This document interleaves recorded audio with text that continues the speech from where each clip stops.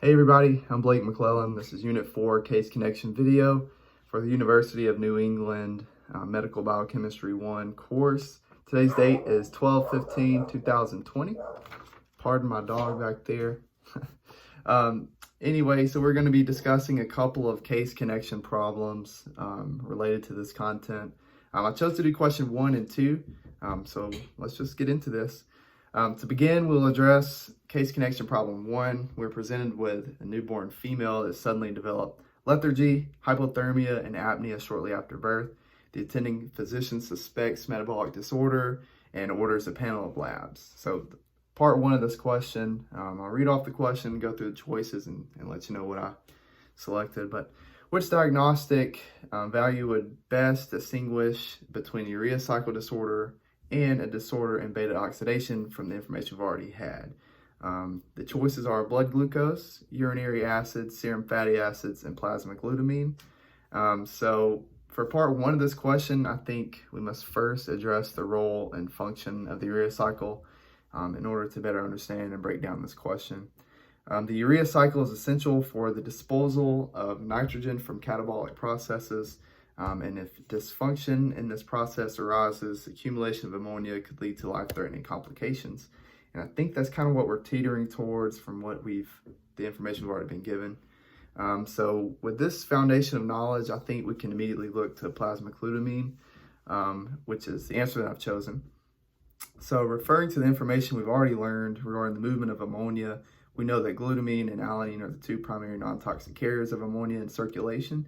It's very likely that this patient is experiencing an elevated ammonia level related to the information that we are presented in this case.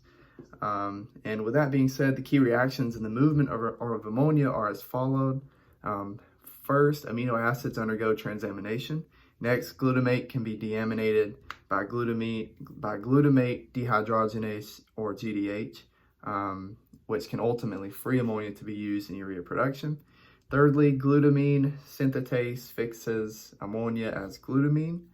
And finally, glutaminase deaminates glutamine, which can finally free the NH4 into the urea cycle. So with the accumulation of ammonia, along with the lethargy, hypothermia, apnea in this neonate, it could represent dysfunction in the process, and plasma glutamine levels must be assessed.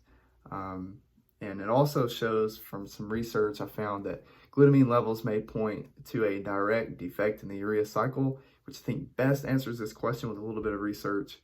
And we would also expect the glutamine levels to be elevated along with the ammonia in this case. So we can go and eliminate a few other options here.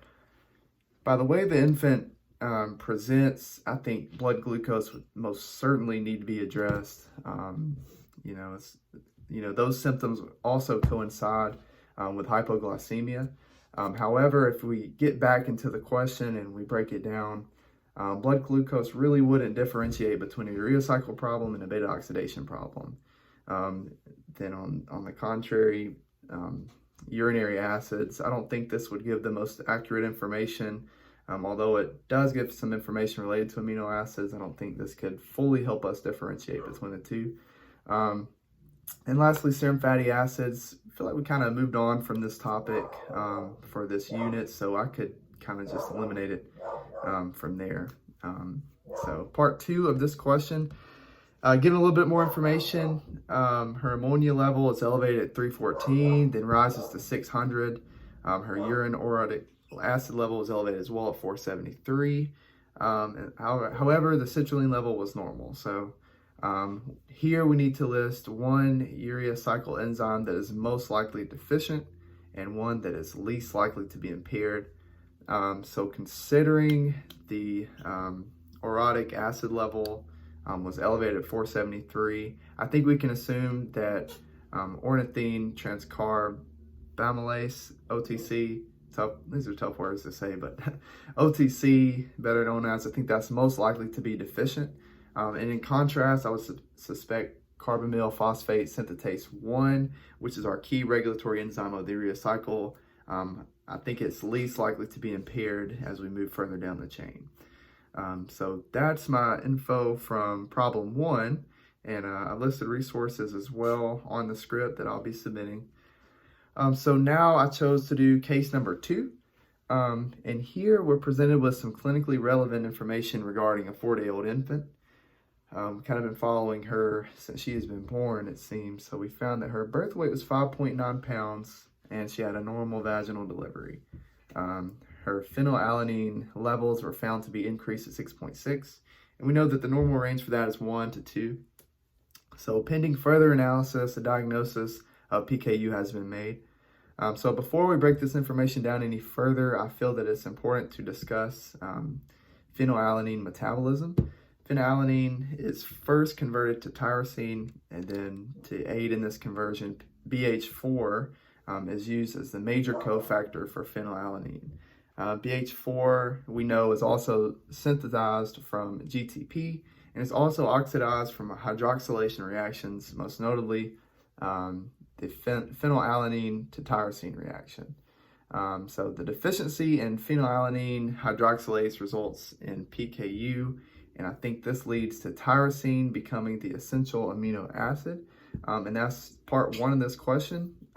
So we also know that as we break it down further, we know that phenylalanine dietary restriction therapy was initiated, which is appropriate at 14 days of age with a nice response to the plasma phenylalanine levels that had dropped within the normal range. So part 2 then asks us, what are the potential causes of the presentation of PKU? And from what I found with a little bit of research, I found that the primary cause of PKU in newborns is caused by a defect in the phenylalanine hydroxylase enzyme that is used to properly break down phenylalanine within the body. And when you don't have this regulatory enzyme, those phenylalanine levels just continue to rise along with ammonia, and this leads to further complications. So that is why PKU is a big part of the newborn screening process as well. And, luckily we've been on top of that with this patient, got our levels back down into normal range. So, and lastly, we are presented with a graph. We have another patient that we've kind of thrown into the mix here. So we have patient A and patient B. So between these two patients, BH4 loading tests were performed, and the results were presented in a graph format. So to further discuss the process of the BH4 loading test, basically works by using tablets of synthetic cofactor that are dissolved in 20 mils of water and dim light, and then administered to patients at least 30 minutes before a meal. So blood was drawn before, at 4 and 8 hours after the BH4 loading, and then they assess the PHE levels. So in the graph, we see that the levels for patient A were kind of steadily increasing over time. And as far as patient B, it shows a decrease over time. So here is our trend. It goes kind of like that. So to answer this question, it asks us to kind of interpret the graph. So an oral BH4 challenge is a very useful test for differentiating between BH4 deficiency and PKU, which in patient B, they're trying to determine if this is actually PKU. It is positive in all of BH4 deficient patients and certain mild PKU patients, but it can't always differentiate between PKU and BH4 deficient patients. So kind of in summary, I would suspect that patient A would certainly have PKU as the levels continue to rise, and it's kind of failing to metabolize that BH4 for the initial and final conversion to tyrosine. And then if you take a look at patient B, I feel like you can determine that this patient has a BH4 deficiency as opposed to PKU, because when you give it, the PHE levels are kind of steadily dropping. That indicates that BH4 is properly being metabolized by giving it to them for the loading test. So that's kind of how I interpreted the graph.